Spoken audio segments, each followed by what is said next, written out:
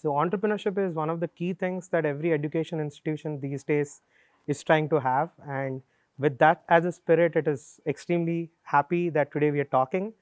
And as Woxsen University's professor of entrepreneurship, and also being a great supporter of startups and running the incubation center here at Woxsen, it's a privilege to have Dr. Dominik all the way from Germany, from HHL here, and it is an honor to have you, Dominik. So how is it like the entrepreneurial culture in Germany as such, and how did it all start? Yeah, thank you, Kashyap, first of all, for the invitation. I'm very, very happy to be here. And yeah, as you nicely introduced, I'm an assistant professor for strategic entrepreneurship at HHL, and HHL Leipzig Graduate School of Management is the leading entrepreneurial university in Germany. And therefore, I'm very, very happy that we can exchange on this very, very important topic. Entrepreneurial culture in Germany. Whew. That's interesting. So Germany is a nation of great engineers, right? So our industry is very much dominated by great engineering products. We have a strong automotive industry, right? And when we look back in our DNA in Germany, you find actually a lot of entrepreneurship, and especially also connected to HHL. HHL was founded 125 years ago in 1898, so 124 years actually, from entrepreneurs. Because at that time, it was the time when trade started to internationalize, things getting more global, and Leipzig being a very much a trade city, entrepreneurs back in the days were thinking, hey, it's not enough to somehow without structure educate people anymore. We need a more structured, so to say, management education from entrepreneurs for the future entrepreneurs. And this is how it all started. And Germany, I think today, of course, has a lively startup scene in many of its main cities. Berlin, Munich, very big, and Leipzig, really one of the runner-up cities with high attractiveness for startups. Amazing. I think the role of entrepreneurship in education and the role of education for entrepreneurs, right? I think there's a great sort of, I would say, marriage between education and entrepreneurship. Absolutely, absolutely. I mean, there's always the debate, right? Can you learn to be an entrepreneur? Exactly. Right? What do you think? Can you learn to be an entrepreneur? Well, I think that is what we're trying to do as professors, I think. But having said that, I think entrepreneurship deals with a lot of personality traits.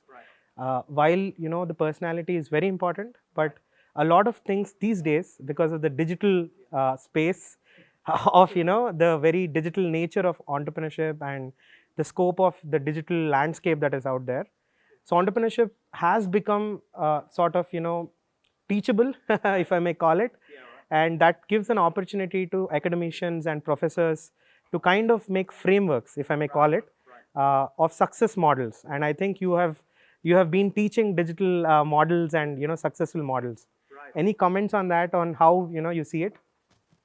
And I couldn't agree more, Kashyap. That's definitely something that is teachable. But the question is, from my perspective, how to teach it, right? And there it is very much also linked to the future of education. So you cannot teach it, I think, in the very, very traditional way of teaching with exams and things like this. I think teaching entrepreneurship requires, as you say, looking at success cases, right?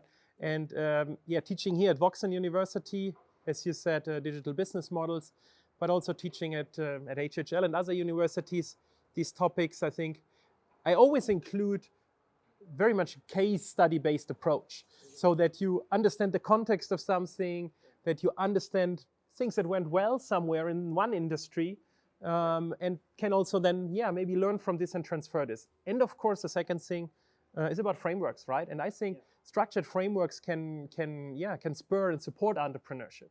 Although I think the creative part and also something like a little bit of entrepreneurial spirit, this is something that results also from your characteristics and your personality.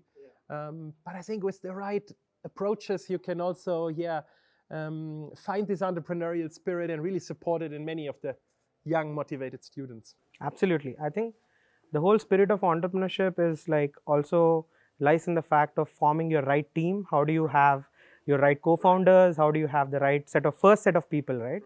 I think at Woxsen, as you are now here, I think we have different schools, School of Design, School of Technology. So one of the greatest assets of a system like this is students can actually find their co-founders from here, right? And that gives a whole lot of opportunity to actually cut down the time of getting to market, because you need a CTO, you need somebody who has a design, a UI UX person.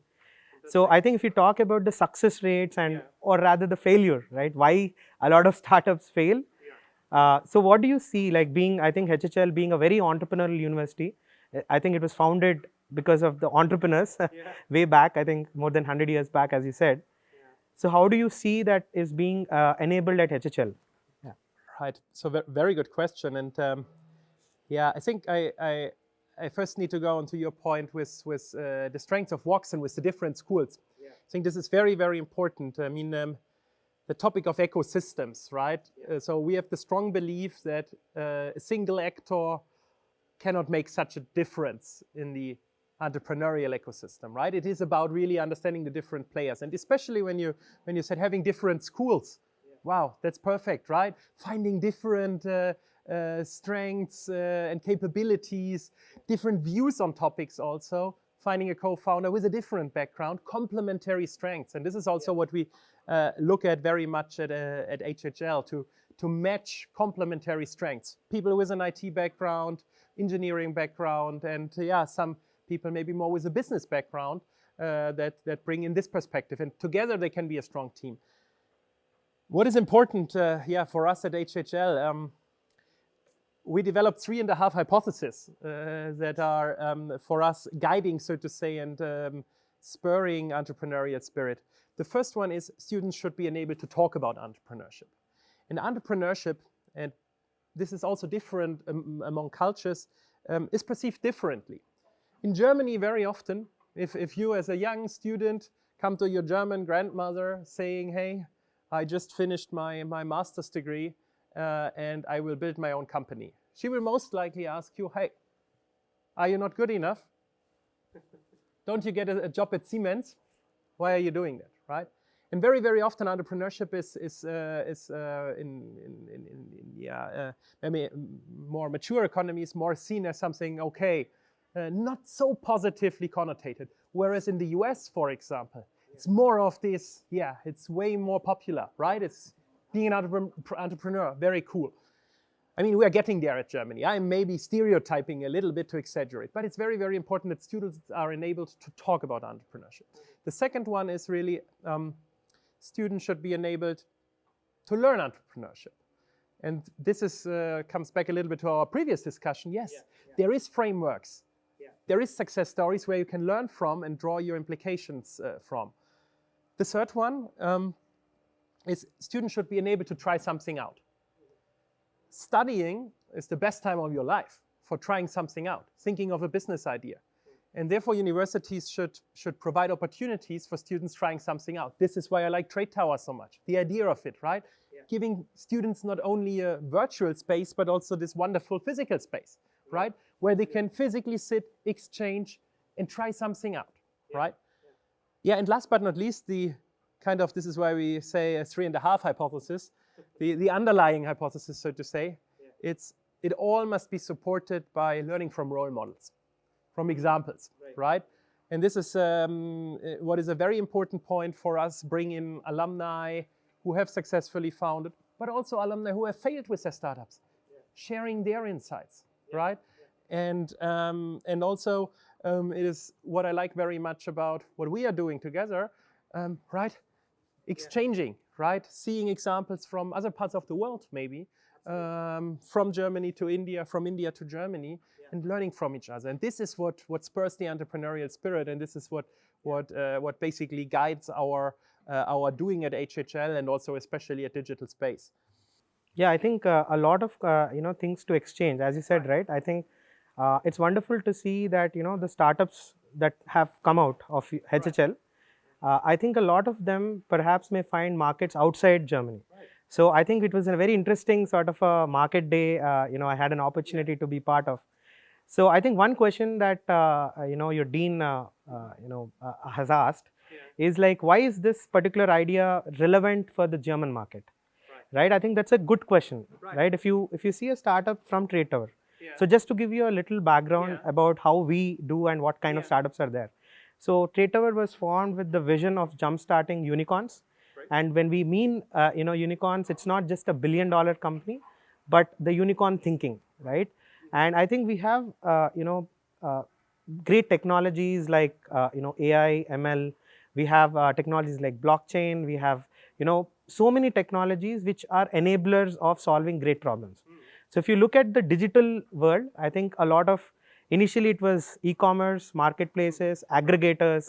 So we have been looking at Me Too models. We have been looking at models that worked in the West and coming here, like for example the rocket internet. So when we look at incubation, let us now talk about incubation as a area. So a lot of students find it extremely challenging and difficult to figure out what are the great ideas to work for, right? I think let us now talk about mutually how can we kind of India and Germany, right? We have two different perspectives, two different geographies that we come from. Right. I think that's a very important point, and talking about ideation and also the very early phase of startups, right? I think this is a very, very important phase also for the future success. So it's not only about how to start off very quickly, but in these early days you also set a very important foundation for future success. And you talked about problems, right? The big problems of the world, right? And I mean, when we talk about startups and their failures, you often see the problem or the challenge, I would say, that most of them maybe have not thought enough about the actual problem that they are solving, right? Okay, we all know the big problems of the world, but find your concrete problem and finding the fit to your solution. I think this is a very, very important point. And I think this is also where we both will benefit from each other, exchanging in this very, very early phase of startups where they are still in this phase of really understanding the problems they can solve. Maybe they have a great technology, maybe they have some great solution, but how to make it fit with a specific problem that they are solving. And actually we do a lot of work at Digital Space in this first phase, before we think of the solution, right? First think, okay, what are the problems that are there? And how can we find the one where we focus on, right? And there is, I think, great potential for exchange, because, as you said, it's problems around the world, right? It's not the problem of Germany anymore, or only Germany, or only India. I think the strength lies really in there in bringing it together, the ideas, right? So I think interesting, right? I think the process we follow at Trade Tower also is pretty much like you inspire the students to start with. As you said, you invite a lot of alumni, by doing that. We have a program called as Unicorn Calling, where there are founders who are building their companies and who are on their path to become a unicorn. And we have another program which is called My First Billion. The name itself is all about unicorns. So we invite, founders who have already built their unicorns. So there is inspiration from it. There is also the kind of mentorship. So I think there needs to be a lot of coordination and a lot of, I would say, mix of inspiration as well as mentoring, right? So I think the balance between like inspiration and mentorship has to be the core pillars of any incubation, center. Definitely. And we also follow this logic, and we say, okay, of course there is this inspirational part, but what we also learned at Digital Space over the last years is it really helps to have a very, very structured program. So especially in the early phase. So we really mentor and support the startups in our program very, very closely, helping them, having clear plans. We have a 12 weeks program which leads basically from ideation to MVP building. And there it is very much about giving them structure as well. As you say, inspiration, very important point, but balancing this then with clear mentorship, support, and also running them kind of through in a structured way through what we said is teachable, Yeah, yeah, yeah. The framework. Or coachable maybe. Right, coachable in that sense. Right. It's not a course, but it's then it's something where you coach someone. It's not a teaching, it's a coaching. Right, it's coaching, mentorship, and bringing this together. This balance between inspiration of some success stories of other success cases, and then the very structured support and coaching is very important. Absolutely. I think let us also talk about the amount of time we spend on validation of the idea. Okay, in the initial days, because we see a lot of pitches, right? Students come with a lot of energy, and it's sometimes you have to support them, you have to give them the right mentoring. But I think spending, what we see, I think we had the chat the other day as well. A lot of times, I think students spend too much time, in working on the idea, and too little time on validating the idea, right? Before they actually get into the assumption. So how do we, as educators, facilitate the right mentoring maybe to help them validate the idea, right? I think this goes perfectly in line with the idea of having a structured mentorship, right? Very much of a structured program. So what we also often see is that people without a clear structure run too much into developing already their idea before really actually validating a first version of it, or really the problems. So what we do is really offer structured support and saying, okay, this is now 2 weeks where you go out with your first ideas and talk to potential customers, right? Really going and getting deep insights, and then further go on with that, and not run too much into it before. And being hesitant, people are sometimes hesitant to go out with their idea, right? And then talk to others. And another important aspect is also, what I like about Trade Tower and your approach, right? Getting them ready for pitching very early, right? You have a fantastic facility here for that, right? It is really good, because pushing someone also to be able to tell your story in also 2 or 3 sentences, or up to 3 minutes, or up to 10 minutes, is very important. Every entrepreneur must be able to tell his idea in an elevator pitch within a couple of seconds, or also be able, of course, to talk about it in an extended way. And this is how we as educators also must push the students into this direction. Yeah. Totally agree. I think the ability of telling story, right? I mean, storytelling is probably one of the biggest skills as an entrepreneur. I think couldn't agree more. On the elevator pitch, I think that is where a lot of students actually struggle. It's not just students, but a lot of even business leaders also struggle in the elevator pitch, because it's not an easy skill. I found this always very interesting. So we also, of course, do a lot of research and activities in corporate entrepreneurship, right? So companies always wanting to become more and more entrepreneurial, and it's always interesting if senior managers of companies are forced into pitching mode, right? This is a little bit of different mindset, but as you say, right, the storytelling is so important. Having a good story, that's one of the core aspects for a successful startup. And I always transfer this, of course, to research. When we do research projects, also when we develop research studies, you need to have a good story for your study, right? There must be a good story in your paper. And this is why I like so much also with the connection of really the research and the practical entrepreneurship. Yeah, I think a lot of things to learn from German education system and also the corporates is there's a lot of thing called practice. I think there's skill, there's practice, and there's education, right? I think there's learning. So I think if you can blend the practice, right? Practice is all about what has worked in the past. Teaching is a mix of, I think, a little bit of practice, but more of the theory, a lot of examples, a lot of case studies, as you said. I think going forward, right, in way of cooperation, the way which we can work together. I think we come with a lot of background with young population. There's a lot of energy. There's a lot of people who want to become entrepreneurs. So I think the whole, if you think at the bigger picture, it's not just startups, but it's like building an entrepreneurial thinking at large. Because as you said, there's corporate entrepreneurship, there's corporate venture capital. A lot of students, I think, want to also get into work for other corporates. But I think if they have the mindset, to think like an entrepreneur, I think they'll be 10 times more valuable than a conventional, manager, right, who is doing an MBA. Definitely. And I think it's very important to also understand what entrepreneurship is. Often it is only associated with, entrepreneurship equals startup, right? But as you say, right, it's much more, right? And our thinking also is to say entrepreneurship is, on the one hand, identifying and sensing opportunities, right? But then on the second step, also rolling up the sleeves and seizing these opportunities, right? So having this mindset of, we are living in a world with constant, very, very high-paced change, right? Context factors are changing so quickly.